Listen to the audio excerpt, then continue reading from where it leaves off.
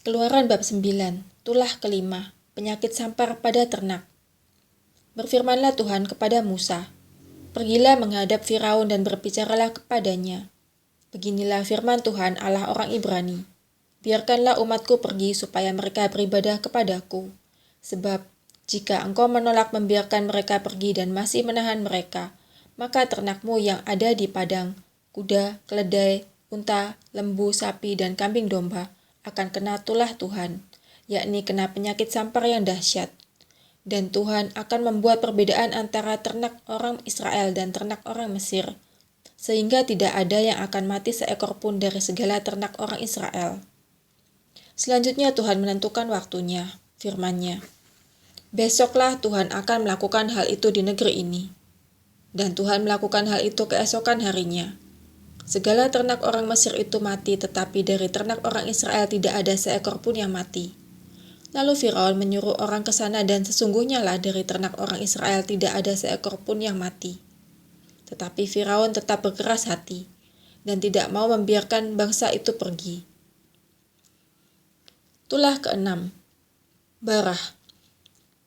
Berfirmanlah Tuhan kepada Musa dan Harun, "Ambillah jelaga dari dapur peleburan, serangkup penuh, dan Musa harus menghamburkannya ke udara di depan mata Firaun. Maka jelaga itu akan menjadi debu meliputi seluruh tanah Mesir, dan akan menjadikan barah yang memecah sebagai gelembung pada manusia dan binatang di seluruh tanah Mesir." Lalu mereka mengambil jelaga dari dapur peleburan dan berdiri di depan Firaun.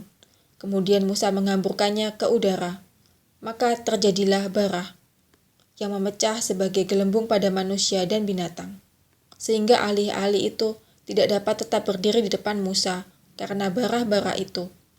Sebab ahli-ahli itu pun juga kena barah sama seperti semua orang Mesir. Tetapi Tuhan mengeraskan hati Firaun, sehingga ia tidak mendengarkan mereka seperti yang telah difirmankan Tuhan kepada Musa. Tulah ketujuh, hujan es. Berfirmanlah Tuhan kepada Musa, "Bangunlah pagi-pagi dan berdirilah menantikan Firaun dan katakan kepadanya, beginilah firman Tuhan Allah orang Ibrani. Biarkanlah umatku pergi supaya mereka beribadah kepadaku. Sebab sekali ini aku akan melepaskan segala tulahku terhadap engkau sendiri, terhadap pegawai-pegawaimu dan terhadap rakyatmu, dengan maksud supaya engkau mengetahui bahwa tidak ada yang seperti aku di seluruh bumi.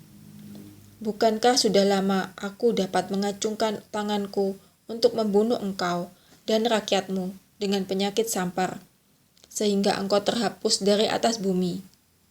Akan tetapi inilah sebabnya aku membiarkan engkau hidup, yakni supaya memperlihatkan kepadamu kekuatanku dan supaya namaku dimasyhurkan di seluruh bumi. Engkau masih selalu menghalangi umatku, sehingga engkau tidak membiarkan mereka pergi.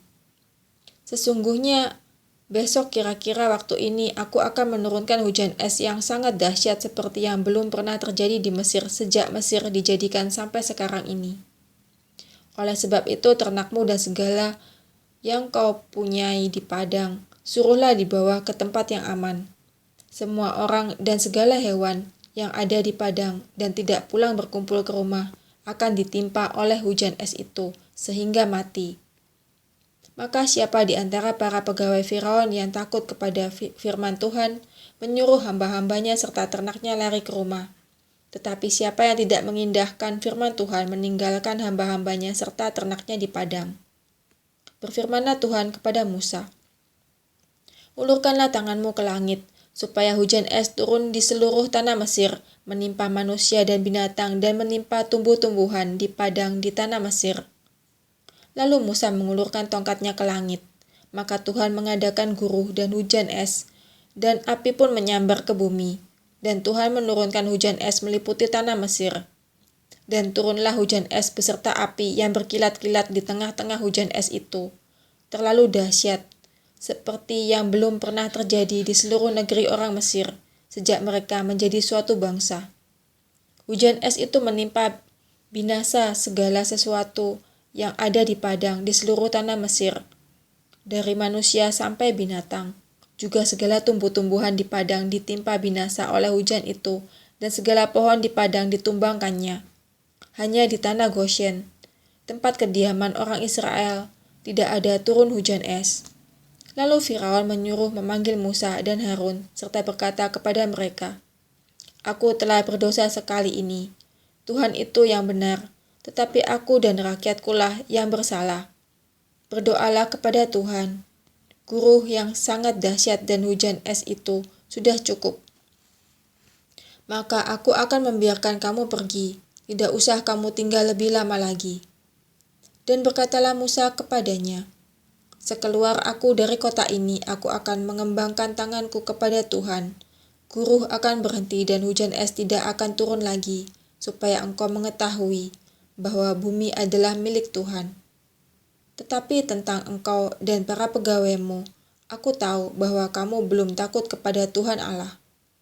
Tanaman rami dan jelai telah tertimpa binasa, sebab jelai itu sedang berbulir dan rami itu sedang berbunga. Tetapi gandum dan sekoi tidak tertimpa binasa, sebab belum lagi musimnya." Lalu keluarlah Musa dari kota itu meninggalkan Firaun. Dikembangkannya lah tangannya kepada Tuhan, maka berhentilah guru dan hujan es, dan hujan tidak tercurah lagi ke bumi. Tetapi ketika Firaun melihat bahwa hujan es dan guru telah berhenti, maka teruslah ia berbuat dosa. Ia tetap berkeras hati, baik ia maupun para pegawainya. Berkeraslah hati Firaun sehingga ia tidak membiarkan orang Israel pergi, seperti yang telah difirmankan Tuhan dengan perantaraan Musa.